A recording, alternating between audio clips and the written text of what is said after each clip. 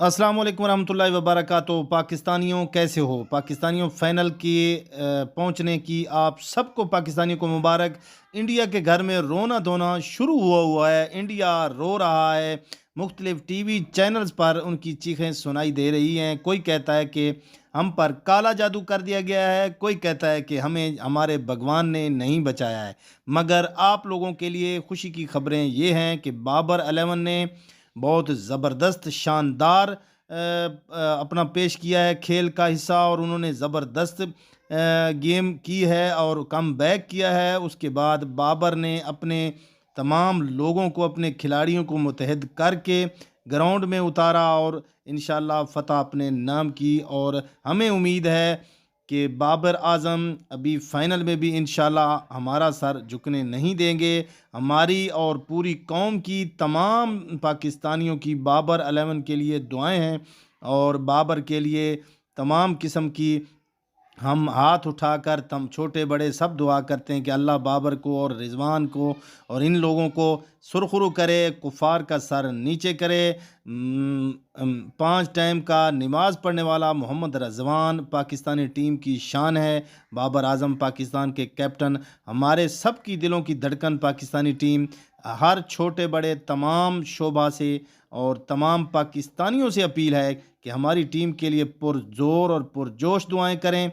आप लोगों की दुआओं का नतीजा ही है कि टीम आज यहाँ तक पहुँची है। जहाँ से टीम ने कम बैक किया है, बहुत नामुमकिन और बहुत मुश्किल काम था, मगर ये हमारे लिए मुसलमानों के लिए एज़ ये चीज़ें होती रहती हैं। अल्लाह ताला हमें आजमाइश में डालते रहते हैं, और अल्लाह ने एक बार फिर हमें सुरखरू किया है। और हमें हमें उम्मीद है कि बाबर 11 को कामयाबी ज़रूर मिलेगी। वर्ल्ड कप में इंग्लैंड की शिकस्त के बाद इंशाल्लाह T20 mains world cup Pakistan में आएगा। तो आप लोगों की क्या राय है? आप लोग क्या राय रखते हैं पाकिस्तानी टीम के बारे में?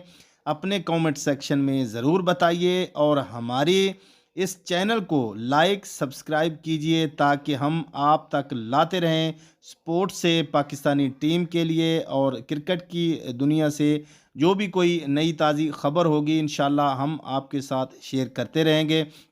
और अपना बहुत सारा ख्याल रखिए और दुआओं में पाकिस्तानी टीम को याद रखिए। और पाकिस्तान के लिए और अपने वतन के लिए हर वक्त हमें कुछ न कुछ करना चाहिए। तो हमारी उम्मीदें और इस पाकिस्तानी टीम से हैं, और हमें ये यकीन है कि हमें पाकिस्तानी टीम जो है वो मायूस नहीं होने देगी। कुफ़ार का मुँह काला होगा, और कुफ़ार का मुँह काला हो चुका है, क्योंकि आए रोज़ उनकी चीखें रात को, कल सुबह से जब से इंडिया हारा है इंग्लैंड से, इंडिया के रोने धोने के जो चर्चे हैं वो तमाम मीडिया पर, हर जगह पर हो रहे हैं, और उनका रोना मुकद्दर बन चुका है।